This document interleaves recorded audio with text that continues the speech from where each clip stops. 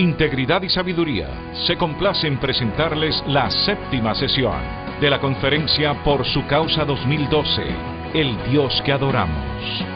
En esta ocasión con el pastor José Agüero y la charla La bondad de Dios. Sean todos bienvenidos. Bueno, es un gozo inmenso estar en esta santa convocatoria que todos los años ya se ha hecho una obligación de respaldar, no solamente en oración, sino en lo que es la administración de la verdad de Dios. Creo que un tema tan importante como este del Dios que nosotros adoramos y conocer ese Dios es lo que nos va a ayudar a nosotros a ser mejores creyentes, mejores hijos de Dios y a vivir para el Señor con gozo y alegría. Yo creo que este tema también que nos han pedido hablar acerca de la bondad de Dios, nos abre el corazón de Dios. Y es lo que da la fuerza y la firmeza a cada uno de nosotros para poder saber que tenemos un Dios bondadoso, un Dios misericordioso, un Dios lleno de amor, un Dios generoso. Estaba leyendo una historia de un jovencito que vino a la universidad. Y como usted sabe, nuestras universidades autónomas en los países pues tienden a ser universidades ateas, que no toman en cuenta a Dios. Y a este jovencito le tocó sentarse en su famosa clase de filosofía. Entonces la profesora en una de las clases comenzó a hablar más de Dios. Y una de las cosas que decía es que Dios no es bueno. Comenzó a hablar de las guerras que se menciona en el Antiguo Testamento. Comenzó a hablar de que porque si Dios es bueno, ¿por qué Él no hace más cosas en favor de la humanidad? Y estaba hablando en contra de la bondad de Dios, en contra de lo bueno que es Dios. Y Él dice, y lo peor es que nos ponen a creer cosas que son ilógicas. Y dijo, por ejemplo, nos han enseñado que tenemos que creer que un hombre llamado Jonás, porque no quiso ir a predicar, Él lo mandó a que lo echaran en el mar.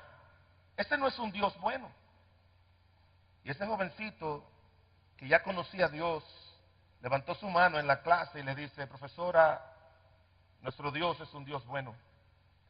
La razón por la que Dios lo puso ahí adentro en el mar es para que Él viera una parte importante de la bondad de Dios, que es como Dios nos preserva para su bien. Y luego se sentó y la profesora se enojó más y dijo, es que si no fuera bueno, entonces si fuera bueno no le permitiera caer en el mar y morir. Y él levantó la mano y dice, no, Dios le permitió que una ballena se lo tragara y lo vomitara a la orilla del mar y que él pudiera ir a predicar. Y él le dijo, cuando se sentó, ¿tú crees en ese tipo de mitos? ¿Tú crees que un Dios bueno le va a enseñar algo a uno que va en contra de la razón? Él se paró y le dijo, profesora, yo creo que la Biblia dice que la ballena se tragó a Jonás. Y yo le creo la Biblia. Y si la Biblia dijera que Jonás se tragó a la ballena, también yo lo creería. Porque nuestro Dios es bueno. Y se sentó. Y la profesora le dijo, mira, vamos a dejar esta discusión. Yo creo que este Jonás no fue salvado por Dios. Él levantó la mano y le dijo, profesora, perdóneme, pero vamos a terminar también esto. Y cuando yo llegue al cielo, le voy a preguntar a Jonás si es cierto que una ballena se lo tragó. Y la profesora le dijo, ¿y si el tal Jonás ese se va al infierno? Le dice, pues, le pregunta a usted. Yo creo que nuestro Dios es bueno en todo lo que Él hace, amén. Él es bueno en todo, aunque gente no lo entienda, pero Él es bueno. Y de eso queremos hablar en esta hora. Le he puesto como título a la predicación, adorándole por su inmensa bondad.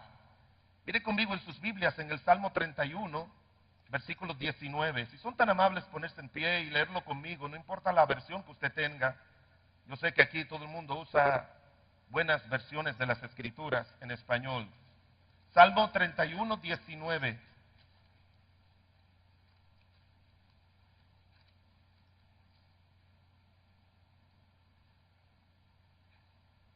Si lo tienen, léanlo conmigo, por favor. Salmo 31, 19. Aquí vamos. Cuán grande es tu bondad que has guardado para los que te temen, que has mostrado a los que esperan en ti delante de los hijos de los hombres. Eso sí lo pueden leer todos a viva voz conmigo. Sería bueno oír la lectura de la Biblia por tanta gente. Aquí vamos, Salmo 31, 19. Cuán grande es tu bondad que has guardado para los que te temen, que has mostrado a los que esperan en ti delante de los hijos de los hombres. Oremos. Señor bueno y misericordioso, te damos gracias, oh Dios.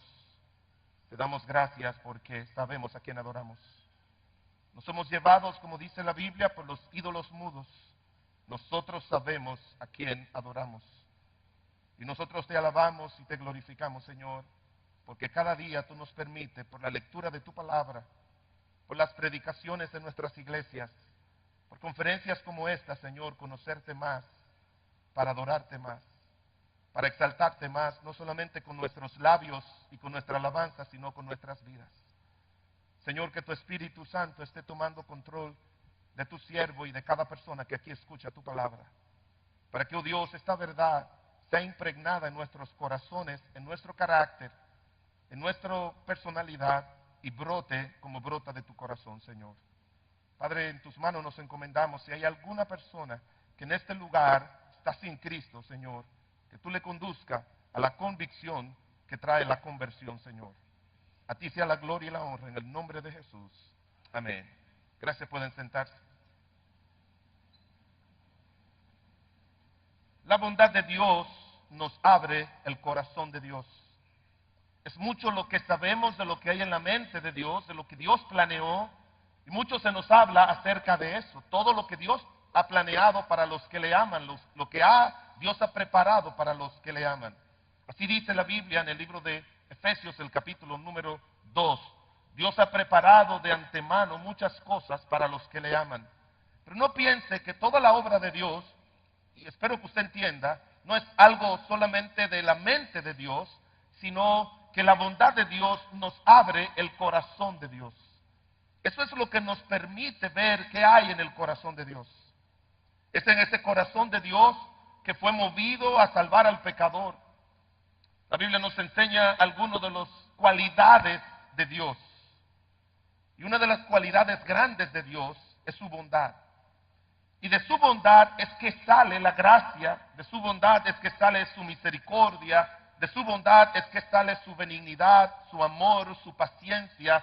Todas esas cualidades del ser divino pertenecen, como veremos en las Escrituras, a la bondad de Dios.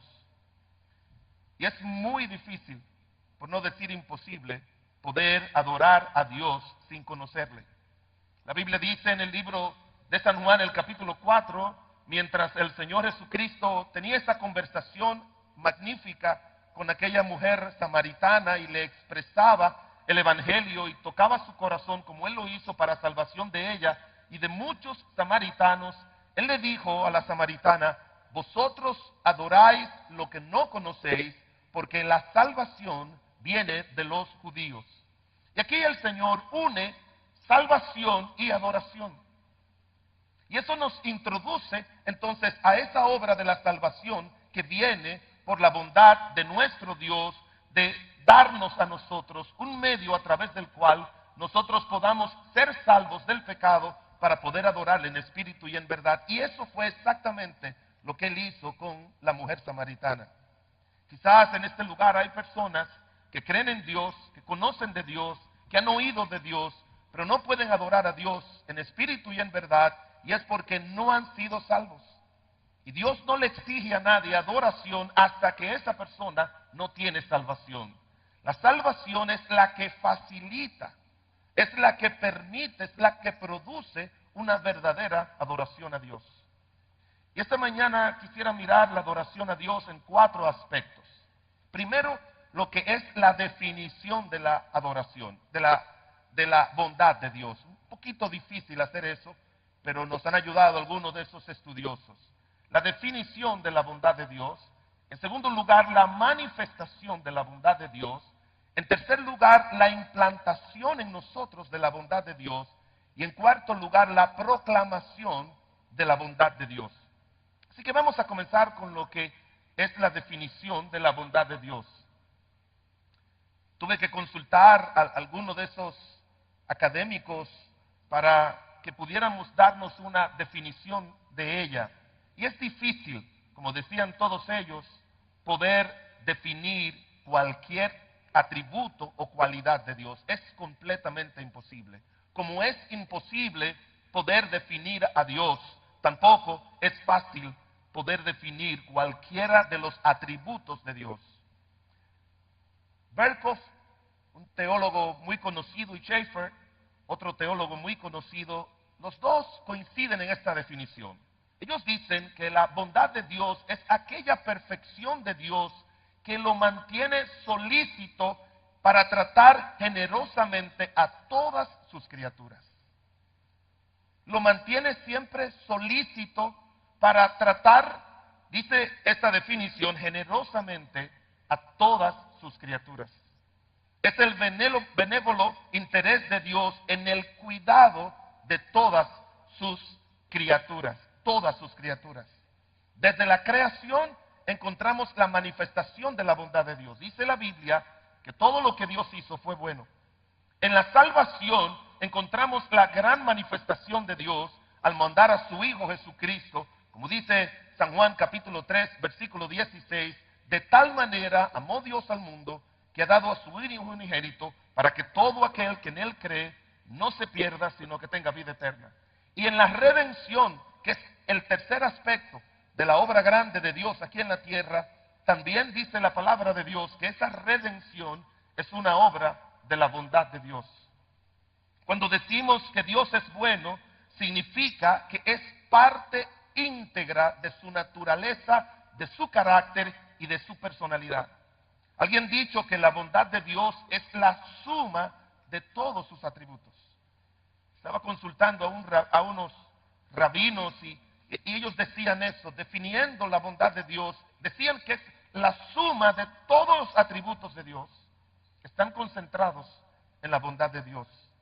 La Biblia nos enseña así: en el principio Dios creó todas las cosas. Y dice la Biblia que todo lo hizo bueno. Y no piense usted que el pecado no era parte de lo que Dios, cuando se introdujo, no era parte de lo que Dios sabía que podía suceder aquí en la tierra.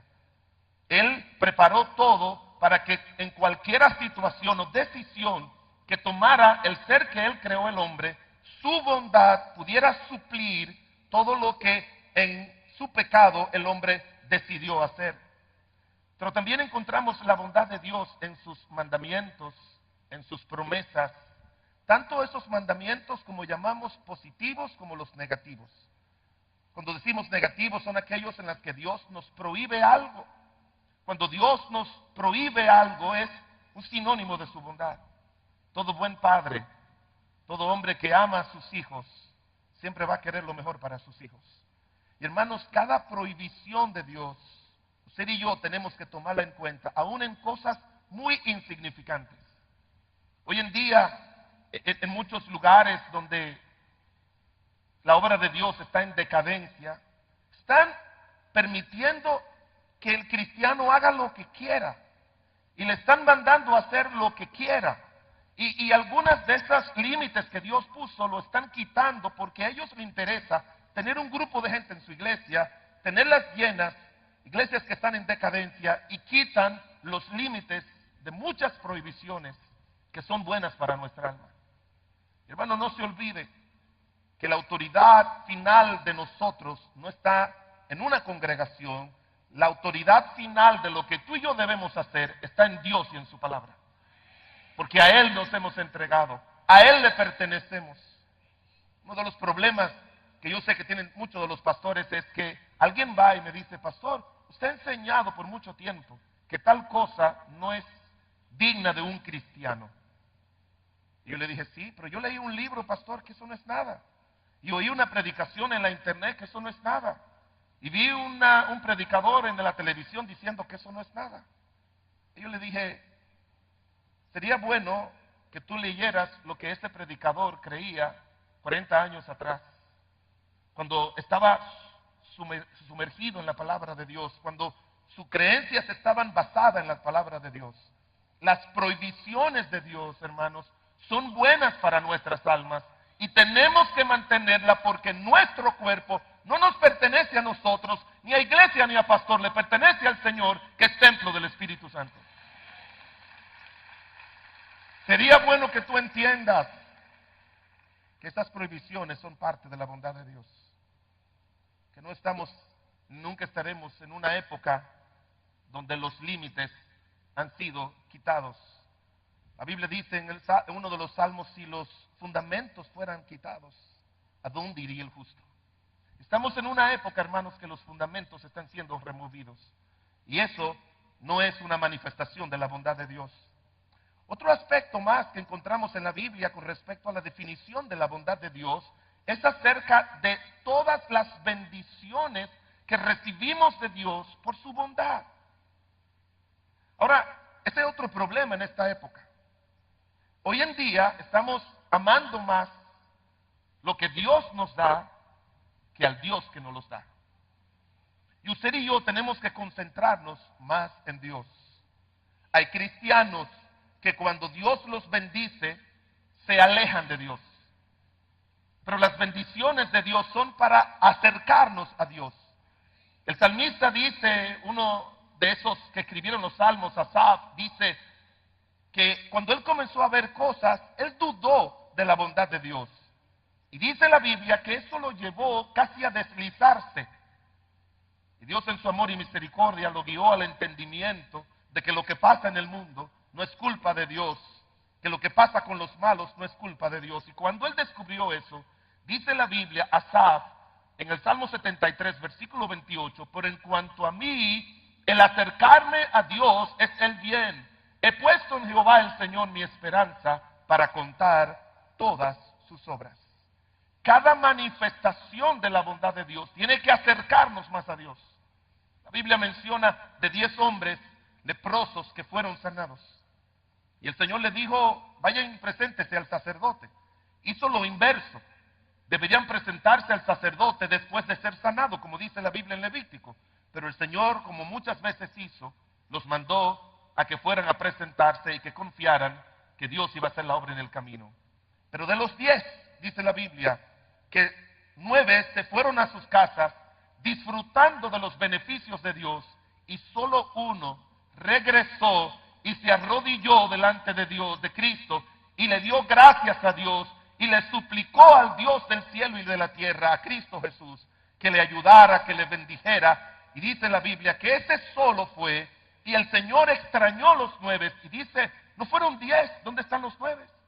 Hermanos, el Señor nos extraña cuando nosotros recibimos algo de Él, y no vamos y nos arrodillamos y le decimos, Señor, gracias, te amo por lo que ha hecho en mi vida.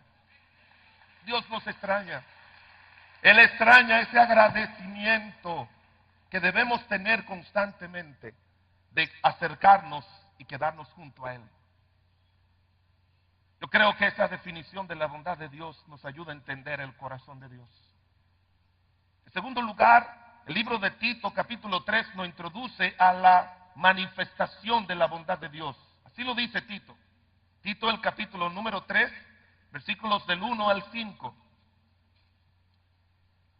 Dice la Biblia, recuérdales que se sujeten a los gobernantes y autoridades, que obedezcan, que estén dispuestos a toda buena obra, que a nadie difamen, que no sean pendencieros, sino amables, mostrando toda mansedumbre para con todos los hombres. Porque nosotros también éramos en otro tiempo insensatos, rebeldes, extraviados, esclavos de concupiscencias y deleites diversos, viviendo en malicia y envidia, aborrecibles, aborreciéndonos unos a otros. Pero cuando se manifestó la bondad de Dios, nuestro Salvador, y su amor para con todos los hombres, nos salvó, no por obra de justicia que nosotros hubiéramos hecho, sino por su misericordia, por el lavamiento de la regeneración y la renovación del Espíritu Santo, el cual derramó en nosotros abundantemente por Jesucristo nuestro Señor. Dice el versículo 4 que se manifestó, dice la Escritura, la bondad de Dios. Schaeffer y Berkhoff y Gruden, cuando miran a este atributo de la bondad de Dios, todos llegan a la conclusión de que el amor de Dios, la misericordia de Dios, la gracia de Dios, la paciencia de Dios, la longanimidad de Dios, que fueron los medios que se menciona mucho en las Escrituras por los cuales Dios trajo su salvación, pertenecen, están supeditados a la bondad de Dios. Así lo presentan ellos. Pero mire, esto que me agradó tanto cuando lo miré en el diccionario Divine. Hay dos palabras en el idioma griego que son utilizadas y se traducen en nuestro idioma español como bondad o como benignidad. Y mire qué interesante. La primera es una palabra que se llama en griego crestotes. Y dice que es una disposición del corazón bondadosa hacia otros. Y la otra palabra, agatosune, dice que es una actitud bondadosa en favor de ellos, que se manifiesta con hechos concretos. Y yo quiero que usted tenga eso en mente, porque cuando estemos hablando acerca de la implantación de la bondad de Dios, usted tiene que entender lo que el Señor nos dice en el libro de Romanos. El corazón de Dios funciona para nosotros de esta manera. Primero, Dios tiene una actitud permanente de buscar nuestro bien. Su corazón está dispuesto. Cuando el apóstol Pablo le escribe a los hermanos de Corinto, diciéndoles, recordándole que se habían comprometido para dar una ofrenda para los necesitados, él le dice, si está la voluntad dispuesta, está diciéndole, tiene que haber una disposición del corazón que nos impulse a hacer actos concretos en favor de otros. Y esa es la combinación de estas dos palabras. Una actitud bondadosa, generosa, buena de Dios, pero eso no se queda solamente en pensamientos y sentimientos y en emociones. Eso se traduce con esta otra palabra, agastosune, en una actividad bondadosa en favor de nosotros. En otras palabras, Dios no solamente siente amor por nosotros, sino que concretiza su amor hacia nosotros. ¿De qué manera? Con todos los actos que la divinidad sabe que nosotros necesitamos para vivir en esta tierra. Dios realiza actos concretos para el bien de todas sus criaturas, como una manifestación de esa naturaleza de Dios, que es una naturaleza bondadosa, muy bondadosa. Y mire lo que nos dice este versículo del libro de Tito, hablando de cómo Dios ha hecho y ha traído su bondad para traer el remedio completo al pecador en sus pecados. Mire lo que dice Tito capítulo 3 y el versículo número 3. Porque nosotros también éramos en otro tiempo insensatos, rebeldes, extraviados, esclavos de concupiscencias y deleites diversos, viviendo en malicia y envidia, aborrecibles y aborreciéndonos unos a otros. La salvación comienza con que cuando una persona acepta a Cristo como su Señor y Salvador, Dios lo libra completa, total y eternamente de la vida pecaminosa. Y lo declara aquí. Nos declara todo esto, y todo el que está aquí salvo, y que quizás fue salvo cuando tendría algunos 20, 40 o 30 años, que ya participó en muchas cosas del mundo, dice la palabra de Dios, todos los pasos, los actos que nosotros cometimos, de los cuales Dios, con la salvación que nos ofrece, nos ha brindado. Alguien un día dijo, bueno, usted pastor no entiende, usted no entiende lo grande que es la salvación, porque usted nació en un hogar cristiano, a los 6 años recibió a Cristo y nunca ha estado en el mundo. En estos 25 años de edad que tengo, nunca he estado en el mundo. Yo también quiero ser como el hermano Willy Bayonet, y lo que me consuela es que tengo menos canas que él. Es un buen amigo. Pero hermanos, no importa si Dios no te ha librado a ti, si tú no has pasado por todas estas cosas por las que pasan los hombres con el pecado.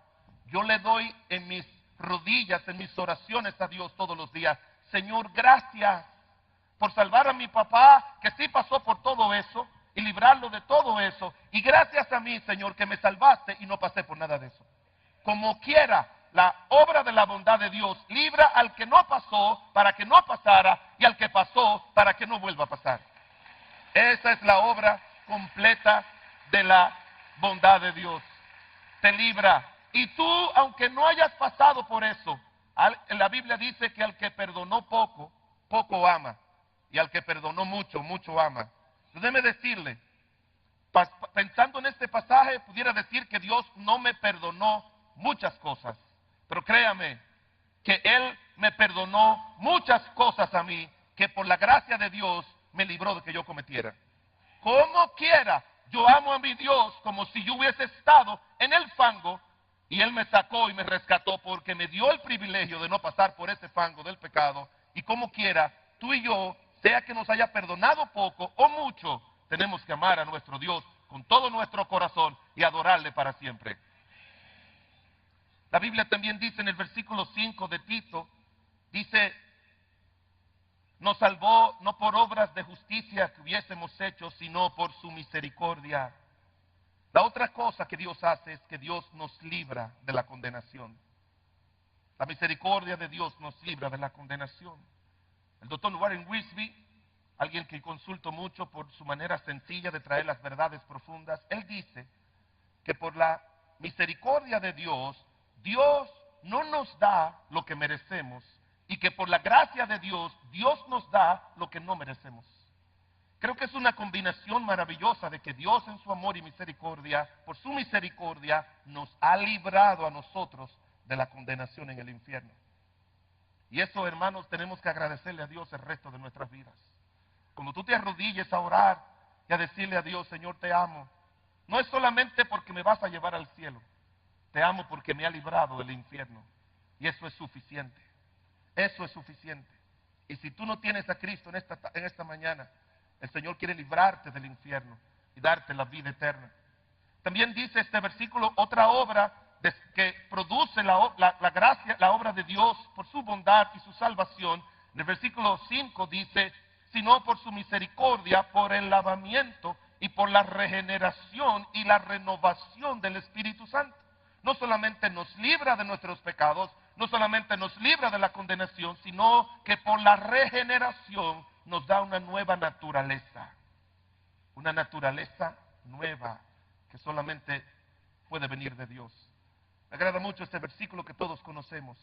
De modo que si alguno está en Cristo, nueva criatura es. Las cosas viejas pasaron y todas son hechas nuevas. ¿Y saben lo que dice el siguiente versículo? Y todo esto viene de Dios. Todo eso es una obra de la bondad de Dios. En el versículo 5 también y 6 nos dice que no solamente Dios nos regenera, sino que pone el Espíritu Santo en nuestros corazones para que esa regeneración se mantenga hasta la redención. En Efesios 1:13 dice la Escritura: en Él también vosotros, habiendo oído la palabra de verdad, el evangelio de vuestra salvación, y habiendo creído en Él, fuisteis sellados con el Espíritu Santo, que es las arras de nuestra herencia hasta la redención. El Espíritu Santo no viene y se va. El Espíritu Santo se queda para que cada día Él vaya perfeccionando en nosotros esa obra de regeneración. Oh, hermanos, tenemos que depender mucho del Espíritu de Dios. Tenemos que clamar a Dios para que su Espíritu nos mantenga esa regeneración constante que nosotros necesitamos. Como dice la Biblia, que Él nos va transformando. 2 de Corintios 3:18. Él nos transforma, el Espíritu de Dios, a la imagen de Cristo. Y eso es lo que Él quiere hacer. La obra del Espíritu Santo no concluye cuando nosotros somos salvos, sino que comienza. Y por último, dice la Biblia ahí en Tito capítulo 3 y el versículo número 6, dice: el cual derramó en nosotros abundantemente por Jesucristo nuestro Salvador, para que justificados por su gracia viniésemos a ser herederos. Lo último, dice la Biblia, de la obra completa de la bondad de Dios, cuando nosotros seamos herederos y estemos sentados allá arriba con el Señor en la gloria.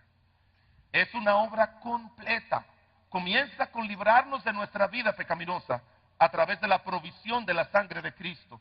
Sigue librándonos de la condenación. Nos da una nueva naturaleza por la regeneración. Pone a morar su Espíritu Santo en nosotros y Él un día nos va a llevar al cielo para que nosotros heredemos todo lo bueno que Dios ha preparado para los que le aman y le temen. Y qué bueno es nuestro Dios, amén. Nuestro Dios es bueno y bondadoso al traer salvación. Romanos capítulo 2 es otro versículo que nos conduce a nosotros a entender más lo que es la manifestación de la bondad de Dios para salvación. Romanos el capítulo 2, versículos del 1 al 4.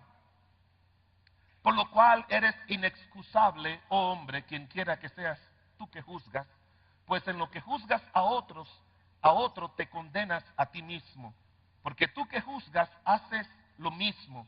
Mas sabemos que el juicio de Dios contra los que practican tales cosas es según verdad. Y piensas esto, oh hombre, tú que juzgas a los que tal hacen y haces lo mismo, que tú escaparás del juicio de Dios. ¿Tienen el versículo 4? ¿Sí tienen? Léanlo conmigo, por favor, todos juntos. Aquí vamos.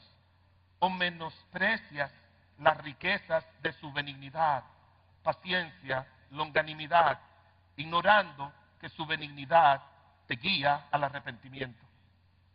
Diríamos que es suficiente con que Dios haya mandado a su Hijo Jesucristo a morir en la cruz del Calvario, que nuestro Señor Jesucristo fue crucificado y que su sangre fue derramada y que desde los primeros años de la era cristiana todo el mundo recuerda como un legado permanente que nuestro Señor Jesucristo murió en la cruz del Calvario y se celebra en el mundo entero desde hace muchos siglos en lo que llamamos Semana Santa, y se recuerda que nuestro Señor Jesucristo nació en Belén de Judá por nuestros pecados.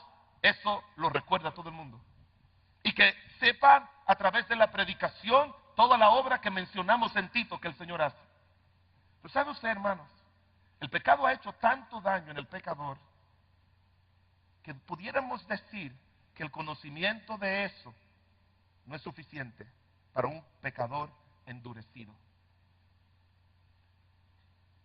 ¿Y sabe lo que ha tenido que hacer Dios? Dios ha tenido que utilizar todos sus recursos para guiar al pecador al arrepentimiento. Mire, aquí hay tres palabras muy significativas en este versículo 4. Primero menciona la benignidad de Dios. Y otra vez, esa palabra aquí significa una disposición buena del corazón de Dios y del mensaje de Dios.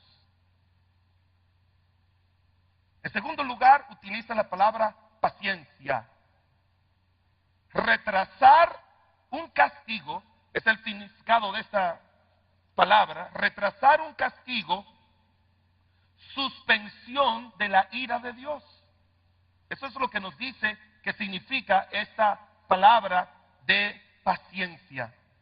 Dios es tan paciente con el pecador que Él ha retrasado, dice la Escritura aquí, su castigo y ha hecho una suspensión de su ira con tal, como dice el versículo 4, de guiar al pecador al arrepentimiento. Hace mucho sentido la palabra paciencia con ese significado de la palabra griega, con lo que dice 1 de Pedro 3:9.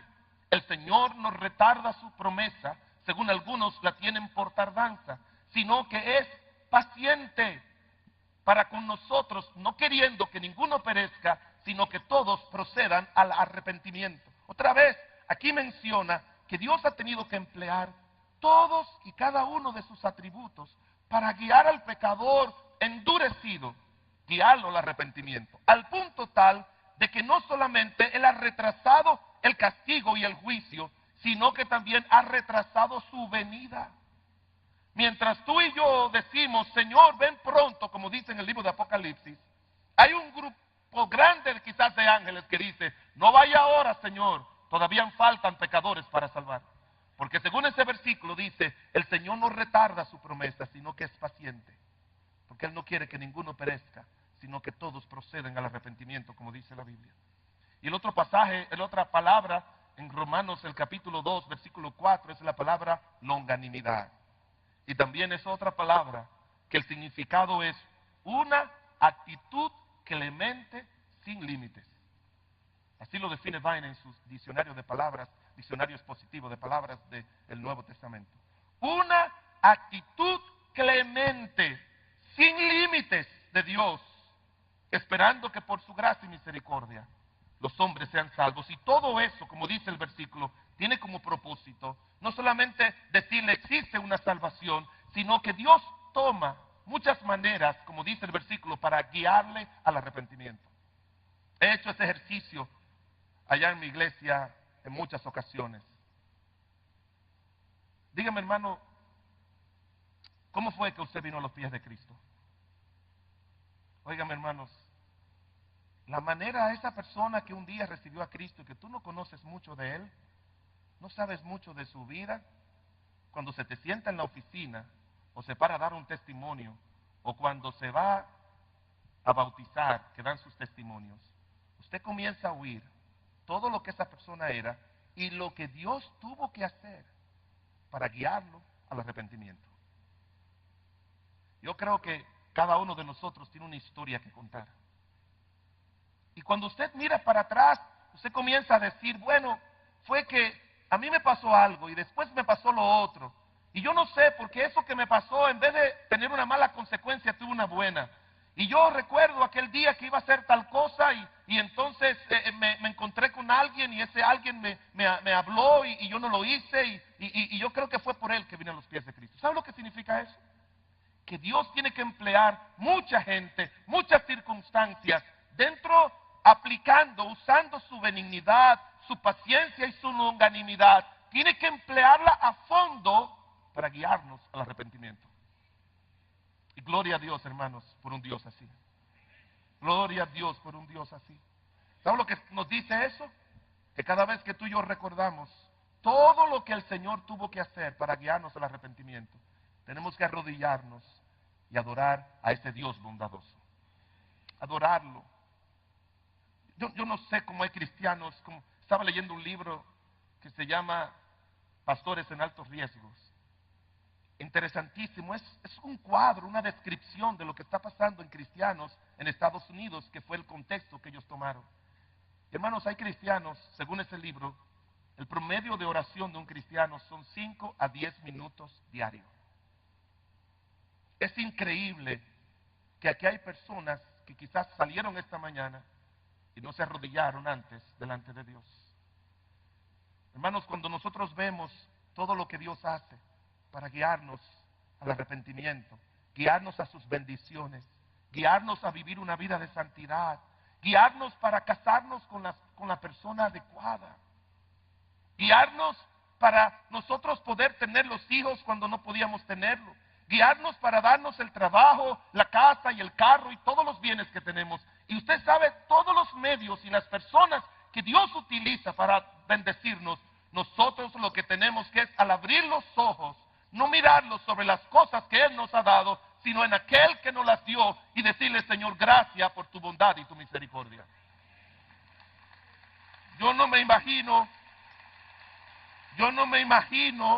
un día de mi vida sin arrodillarme y pasar a lo menos una hora dándole gracias a Dios y pidiéndole por mi vida.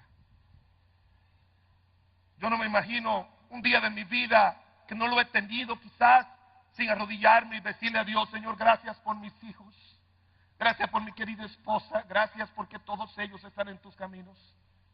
Yo no me imagino un día de mi vida sin yo arrodillarme ante Dios y decirle, Señor, sigue haciendo tu obra, perfecciona tu obra en mí, en ellos, en todos los miembros de mi iglesia.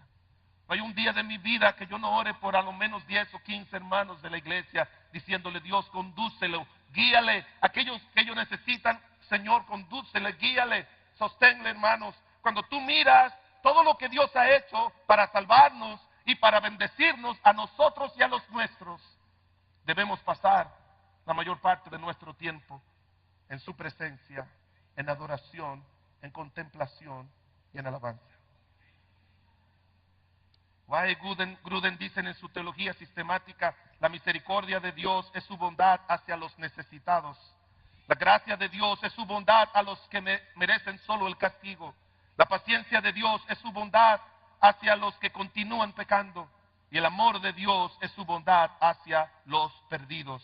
La obra de la bondad de Dios en la vida de la salvación es la sustentadora de nuestra fe y de nuestra fidelidad diaria, permanente y continua a Dios.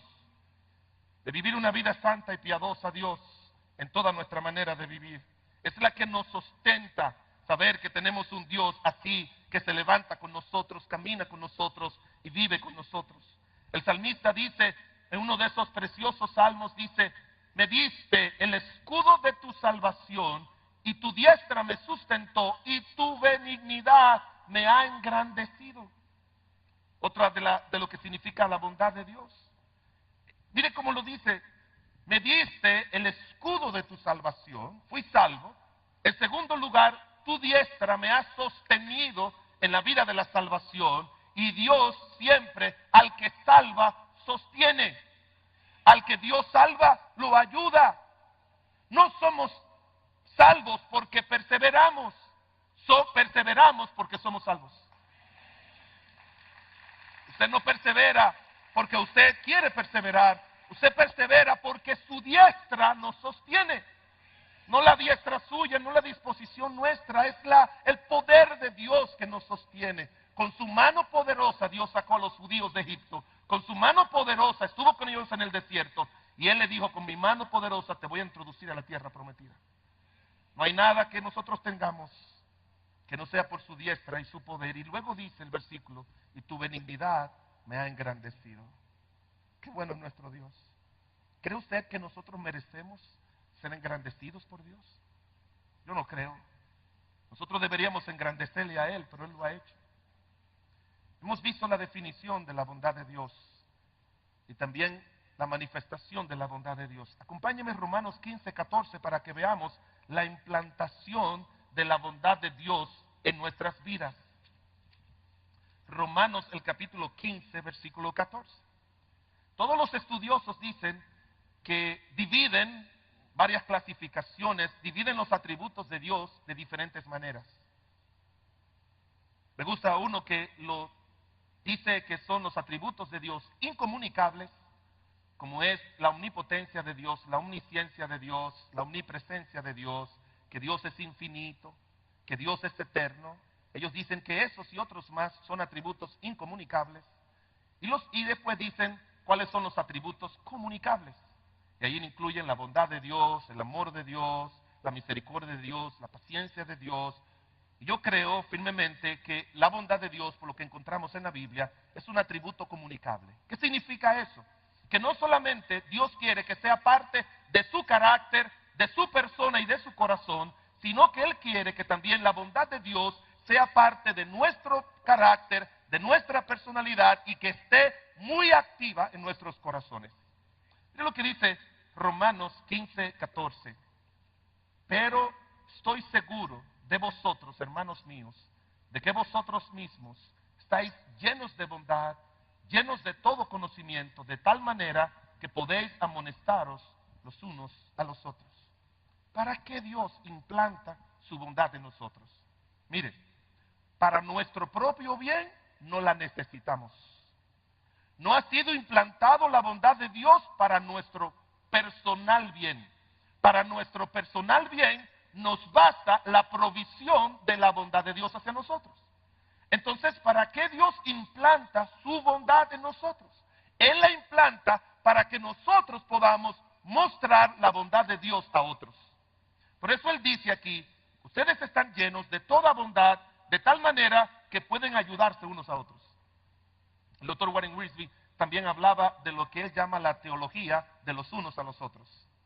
Y hay más de 18 declaraciones en las Escrituras donde Dios nos responsabiliza a perdonarnos unos a otros, amarnos unos a otros, a soportarnos unos a otros, animarnos unos a otros, a edificarnos unos a otros. Es una lista bien grande y hermosa.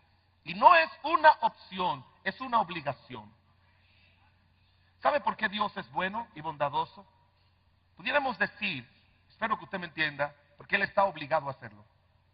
¿Y por qué Él está obligado a hacerlo? Porque eso es parte de su carácter, es parte de su persona.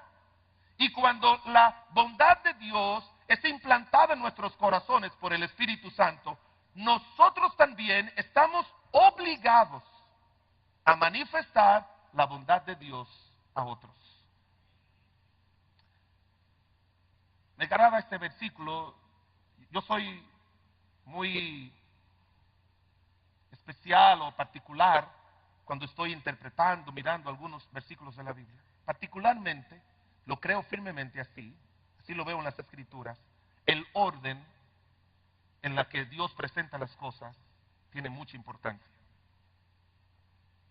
Por ejemplo, en 2 de Pedro dice la Biblia que añadid a vuestra fe virtud. Y cada una de las cosas que tenemos que ir añadiendo, uno se da cuenta que sin esta no puede tener esta. Y sin estas dos no puede tener esta. Y sin estas tres no puede tener la cuarta. Y sin estas cuatro no puede tener las cinco. Así yo lo veo. Y aquí dice, vosotros estáis llenos de bondad y llenos de conocimiento. ¿Por qué para mí es tan importante esto? A veces nosotros actuamos en base solo al conocimiento y no en base a la bondad. A veces actuamos solamente con la mente, somos muy racionales en nuestra relación con los demás y pocos afectivos, pocos emocionales, pocos dados a tener esa actitud bondadosa como la ha tenido Dios con nosotros. Sé que hay congregaciones que hablar de emociones, hablar de sentimientos es algo como que no es lo más importante. Pues mire, en nuestra naturaleza Dios nos hizo así y Dios lo es. Dios lo es. Y Él ha implantado su bondad para que nosotros tengamos esa actitud, ese sentimiento, esa inclinación del corazón, que nos relacionamos con los demás solo con la mente, solo con la razón, sino que nos relacionemos también con el corazón. Si Dios se relacionara solamente con su mente, con nosotros, no hubiese provisto a Cristo. Porque San Juan capítulo 3 nos dice que la razón por la que Dios nos mandó a nuestro Señor Jesucristo fue porque Él nos amó. Él nos amó. Me agrada también una porción que aparece en 1 Corintios 8, cuando el apóstol Pablo, hablando acerca de cómo debe estar en el corazón de los hermanos de Corinto, que tenían tantos problemas, divisiones y tantos conflictos los unos a los otros, él le dice lo siguiente: en cuanto a lo sacrificado a los ídolos, sabemos que todos tenemos conocimiento. Y luego él dice, oiga bien, la Biblia, Dios, el conocimiento que envanece, pero el amor que edifica. Pastor, ¿usted está en contra del conocimiento? No.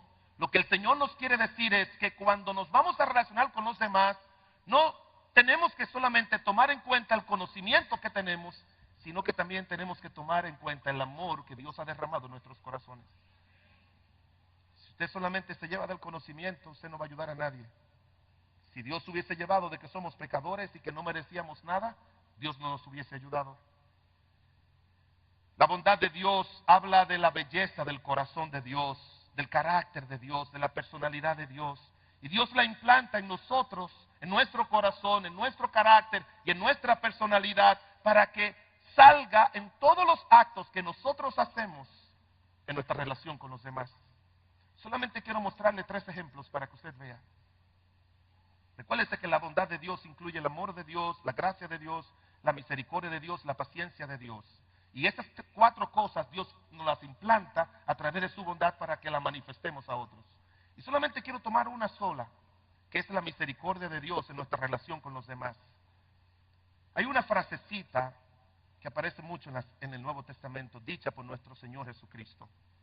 Por ejemplo, Dios implanta su bondad para movernos a mostrar misericordia con el prójimo cuando lo veamos en gran necesidad.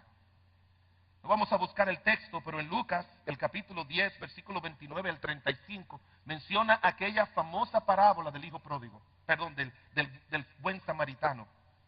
Y dice la Biblia que este hombre cayó herido y por el lado pasó un levita y pasó un sacerdote. Lo miraron y ¿qué? Y siguieron. Eran gente, y hermano entiéndame, eran gente que conocían la palabra de Dios, ¿sí o no? El levita la conocía y el sacerdote la conocía. Pero ellos actuaron, cuando vieron a este hombre tirado ahí, actuaron en base a su conocimiento que tenían. Bueno, primero es un samaritano. Y los judíos, los samaritanos, según nuestra tradición, según el Talmud, según todo, no nos llevamos. En segundo lugar, ¿quién sabe lo que ese hombre hizo? ¿No es cierto que mucha gente comienza a razonar cuando vamos a ayudar a alguien? Comienzan a razonar, comienzan a pensar si se lo merece o no. Pero pasó un hombre, un samaritano. ¿Y sabe lo que dice la Biblia? Que fue movido a misericordia. Tenía un corazón igual que el de Dios. Y ese fue que lo ayudó. Al prójimo que tú encuentres por ahí, a cualquier prójimo que tú veas en el semáforo, que vaya a pedir a tu casa, que tú conozcas que tiene necesidad, lo único que te va a ayudar no es tu conocimiento ni tu investigación de por qué él está así, sino que si tú eres movido a misericordia lo va a ayudar. Y estamos obligados a ayudar al prójimo. Estamos obligados a ayudar a otros. Yo le digo a los hermanos, todo buen cristiano tiene que tener un pobre a quien ayude de una manera constante. A lo menos uno. Un solo que tú ayudes, que tú lo tengas de una manera fija. Mi familia se ha acercado a alguien que nos ayuda en nuestra casa.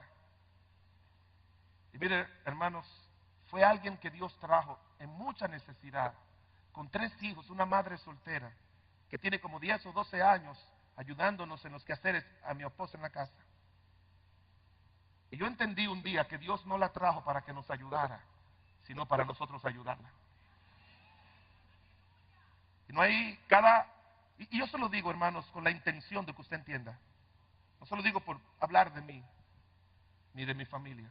Pero todos los años, cuando sus hijos van a la clase, mi esposa le compra todos los útiles. Cuando tiene que regresar a Haití para ver a su familia, le ayudamos con el pasaje. Y recientemente, y eso se lo digo intencionalmente para ayudarle, yo tuve que coger un préstamo a mi nombre y buscar el 50% del costo de su casita para comprársela.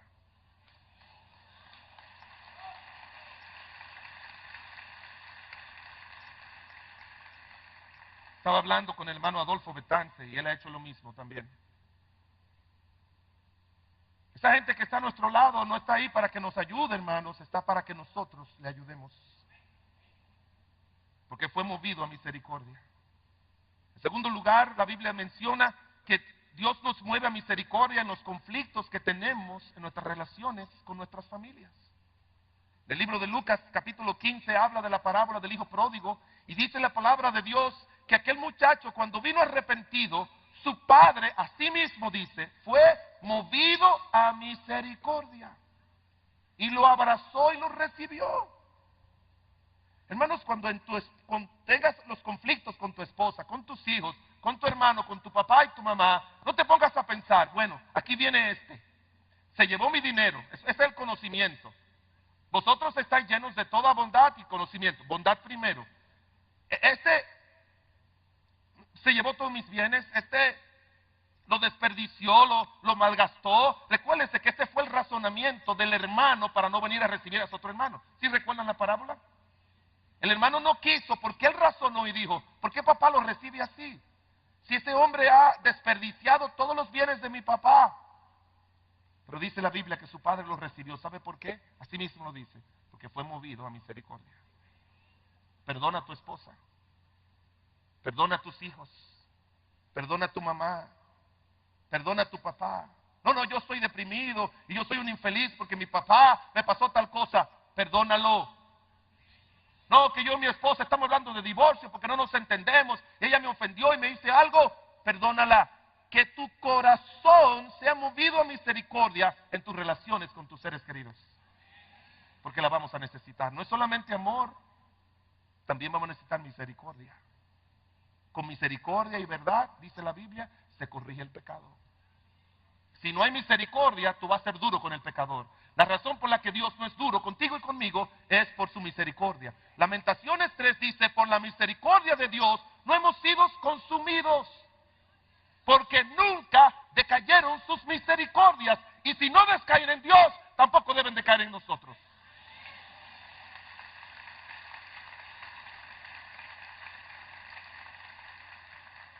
La Biblia dice en 1 de Pedro 4:8 que el amor cubrirá multitudes de faltas. En tercer lugar, tenemos que mostrar misericordia con los que nos han defraudado. La Biblia menciona en Mateo 18 de un hombre que su amo le perdonó todo lo que le debía.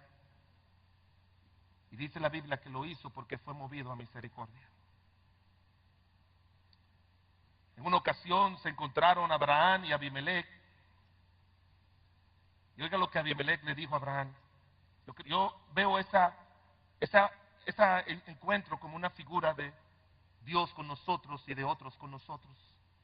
Abimelech le dijo a Abraham: ahora pues júrame aquí por Dios que no faltará a mí, ni a mi hijo, ni a mi nieto, sino que conforme a la bondad que yo hice contigo, harás tú conmigo y con la tierra en donde has morado. Y Abraham respondió: yo juraré. Oh, hermanos, cuánto me gustaría a mí aquí decirles a todos que levanten su mano derecha y que digan: yo juro que voy a mostrar bondad a mis familias, con que tenga problemas, a los hermanos en Cristo, a mi prójimo y a cualquiera que me ofenda. Yo juro que voy a mostrarlo como Dios lo ha mostrado conmigo. Eso debe ser un juramento permanente de nosotros, para con nosotros. En una ocasión, Absalón se rebeló contra David y David tuvo que huir, salir corriendo de su propio hijo. Y cuando iban a la batalla final, donde finalmente él murió, dice la Biblia que salió Joab con todos sus siervos para enfrentar a aquel hijo del rey que rebelde. Y dice la Biblia que cuando ellos iban caminando, todo el pueblo oyó que David le dijo: trata a mi hijo benignamente. No se lo merecía, pero le dijo: trátalo benignamente. Hermanos, no importa que gente nos haya ofendido, la bondad de Dios nos obliga a tratarlo benignamente. Hemos visto la definición de la bondad de Dios, esa actitud generosa de Dios, la manifestación de Dios para salvación a través de Cristo, esa implantación de Dios en nosotros. Y acompáñenme en el Salmo 145 para mirar la proclamación de la bondad de Dios. Salmo número 145, versículos 6 al 9.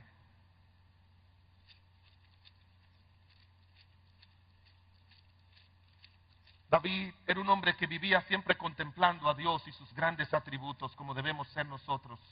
Este Salmo 136 dice: y para siempre su misericordia, para siempre su misericordia. Como Él recuerda a nosotros que no importa lo que hayamos hecho, para siempre su misericordia. Salmo 145, versículo 6.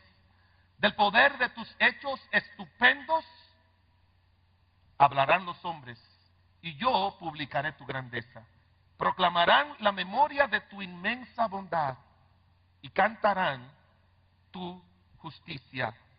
Clemente y misericordioso es Jehová, lento para la ira y grande en misericordia. Bueno es Jehová para con todos, y sus misericordias sobre todas sus obras. El cuarto aspecto, hermanos, es que nosotros estamos obligados a proclamar a los perdidos la bondad de Dios. Eso no es opcional, hermanos. Eso es una obligación. Porque es un mandato que nos da la palabra de Dios. Nos habla de que aquel que está en sus pecados, Dios no los ha dejado a ellos desde Cristo, no los ha dejado a expensas de que ellos conozcan por sí mismos la grandeza de la salvación de Dios, sino que nos ha encomendado a nosotros que proclamemos su gloriosa y bendita bondad. Quiero decirle algo que hace años está en mi corazón. Hablaba con el pastor Miguel Núñez hace un tiempo atrás, conversando, y él me dice: José, el problema con nosotros los cristianos es que somos como el péndulo del reloj, me decía él, ponerle ese ejemplo, que está aquí para allá. O están allá, o están aquí. O están aquí. Si el péndulo del reloj está aquí, pues ya no va a dar la hora. Y hoy en día tenemos un mundo cristiano evangélico polarizado. ¿En qué aspecto? Tenemos iglesias que se dedican solo a enseñar doctrina. Y tenemos otras iglesias que no le toman mucho en cuenta la doctrina, sino que son grandes evangelizadores. Se paran en las calles. Cuando yo venía para acá, pues paso por un lugar populoso y ahí había un señor con un megáfono proclamando el evangelio. Y hoy en día, yo le digo, nací y he crecido en el mundo evangélico de mi país. Y he estado en muchos lugares del mundo. Y siempre he visto lo mismo. Unos muy fuertes en la doctrina, otros muy fuertes en la evangelización. El teólogo más grande que encontramos en el Nuevo Testamento después de Cristo fue Pablo. Y el evangelizador más grande que encontramos en el Nuevo Testamento después de Cristo fue Pablo. Él tenía las dos cosas juntas. Hermanos, las dos tienen que caminar juntas. Las dos. El evangelio sin doctrina debilita el evangelio. Y la doctrina sin el evangelio limita el evangelio. Conocí una vez una congregación que cuando comenzó revolucionó su comunidad con la predicación del evangelio. Salían a repartir tratados, campañas evangelísticas, tenían todo lo que tú te imaginas con tal de buscar a los perdidos, y en poco tiempo esa congregación creció de una manera increíble. Con el paso del tiempo se pusieron más contemplativos, más estudiosos, y llegaron a la conclusión de que eso no era necesario. Y ahora ni evangelizan, ni reparten tratados, ni tienen campañas evangelísticas, no hacen ningún esfuerzo para alcanzar a los perdidos. Y qué dolor en mi corazón cuando yo veo eso. No es que tal versículo se interpreta así. No, hermanos, oiga lo que escribió alguien. Si complicas la interpretación, va a encontrar razones para la desobediencia. Eso es una gran verdad. Si tú complicas la interpretación de cualquier verdad bíblica, tú vas a encontrar razones para la desobediencia. Y déjeme decirle que el primer mandato del Señor aquí en la tierra a los discípulos fue: id y predicad el evangelio a toda la criatura. Ese fue su primero y debe ser el primero en nuestras vidas. Los apóstoles no sabían nada de teología, no sabían nada de soteriología, no sabían nada de escatología, no sabían nada de eso, pero sí sabían evangelizar. Sí sabían eso. Y eso es lo que tenemos que hacer nosotros hoy en día, llevar el evangelio. Yo he oído un refrán que no me agrada. No sé si decir, pero bueno, no voy a dar detalles. Pero hay un refrán que quizás usted lo ha oído. Dicen que un buen cristiano tiene que tener la cabeza de un bautista. ¿Lo han oído ese refrán? Levántame la mano a ver si no estoy diciendo nada que Miguel después me llame la atención. Pero lo digo porque todos los conocemos. Dicen que un buen cristiano tiene que tener la cabeza del bautista, el corazón de un pentecostal y los pies de un testigo de Jehová. ¿Así dicen?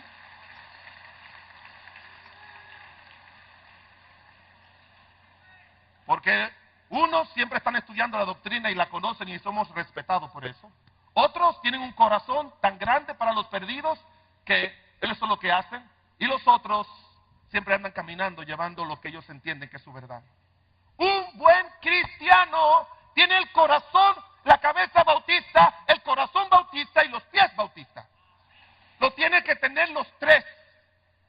Tiene que ser un buen cristiano con una cabeza llena de la doctrina, un corazón lleno de amor hacia los perdidos y unos pies que lleven el evangelio a las almas perdidas. Que vayan a las casas, como Cristo. Hay que ir a las casas, hay que volver a las casas. El Señor Jesucristo no dijo: vengan aquí a oírme. Él iba y llevaba el evangelio. Las iglesias están para que la gente venga a recibir la doctrina y las casas para que le llevemos el evangelio.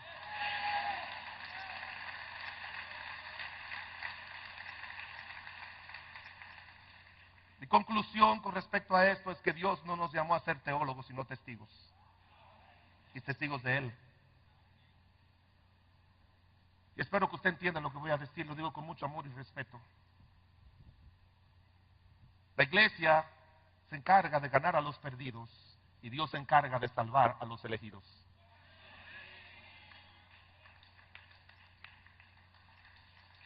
Dios no es un ganador de almas, somos nosotros. Póngaselo en la cabeza. Déjenlo a los elegidos a Dios y Dios nos ha dejado a nosotros los perdidos. Y usted y yo tenemos que llevar y proclamar que esa bondad de Dios está abierta para que todo aquel que en Él cree no se pierda, sino que tenga la vida eterna. Y Dios que se encargue de salvar a los elegidos. Pero no le deje a Dios lo que Dios nos ha dejado a nosotros. Alguien escribió y dijo, cuando Dios manda, Dios demanda. Si Dios nos ha mandado a predicar, Él nos va a demandar. Y le dijo a Ezequiel, mira, hijo del hombre, yo te he puesto. Si el pecador se muere por su pecado, allá él. Pero si tú no le dices, yo demandaré tu sangre. No pude estar el jueves aquí como tanto lo deseaba, porque ya tenía un compromiso que le había dicho al pastor de una conferencia preciosísima en San Luis Potosí, en México, de misiones. Y estaba extenuado por hay que acostarse tarde, levantarse temprano, predicar. Habían muchos predicadores, tuve que predicar varias veces y el viernes en la noche me acosté como a las 1 de la madrugada y a las 4 ya estaba despierto para venir. Yo no duermo casi en avión y tenía que tomar 3 aviones. Cuando llegué a Miami para tomar el avión de aquí, yo ya estaba extenuado, cansado, había estudiado, había leído, había orado. Pero mientras estaba esperando, porque hubo un retraso, le oré a Dios y le dije, ay Señor, ponme al lado de alguien a quien yo pueda testificarle. Ponme al lado de alguien. Y gloria a Dios, me dieron los 2 primeros asientitos que están cuando tú entras después de primera clase. Esos 2 que están ahí, me sentaron en ese y sentaron a una señora al lado de ese.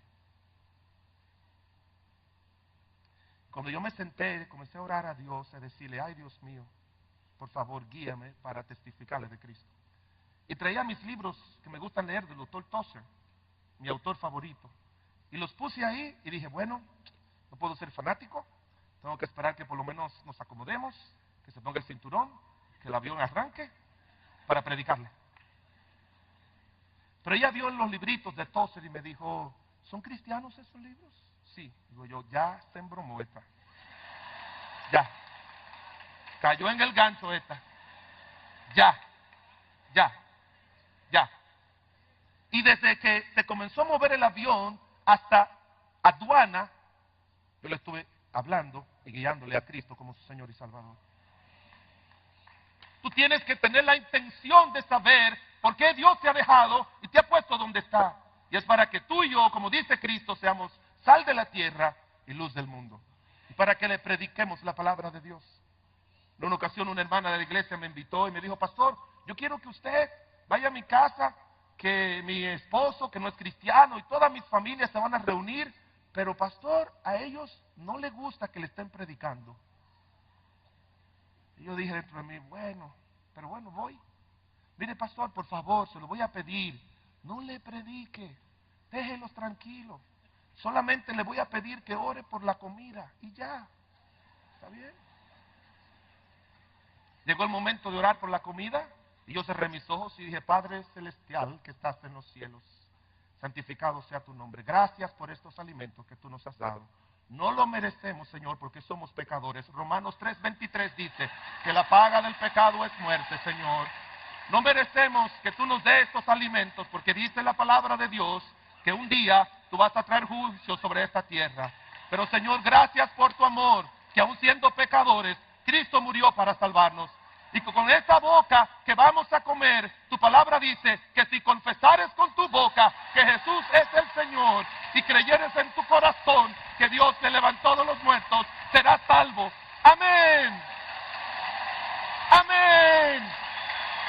Yo, que no le predique, no, yo le voy a predicar. Yo no sé qué va a pasar con ellos, pero yo les voy a predicar. De la manera que sea, Pero les voy a decir que Jesucristo murió por ellos en la cruz del Calvario. Finalizo con esto. Es imprescindible conocer la bondad de Dios para poder adorarle en espíritu y en verdad. Es imprescindible manifestar la obra de la bondad de Dios en todos los actos de nuestras vidas para que los que nos rodean adoren a Dios en espíritu y en verdad. Es imprescindible proclamar la bondad de Dios para que los perdidos sean salvos y adoren a Dios en espíritu y en verdad. La verdadera adoración es el resultado de la comprensión espiritual y vivencial y personal de la inmensa obra de la bondad de Dios. William MacDonald dijo en su libro Único en Majestad: si tan solo nos detuviésemos para meditar en las muchas evidencias de su bondad en nuestras vidas, adoraríamos más y seríamos más agradecidos. Que Dios le bendiga.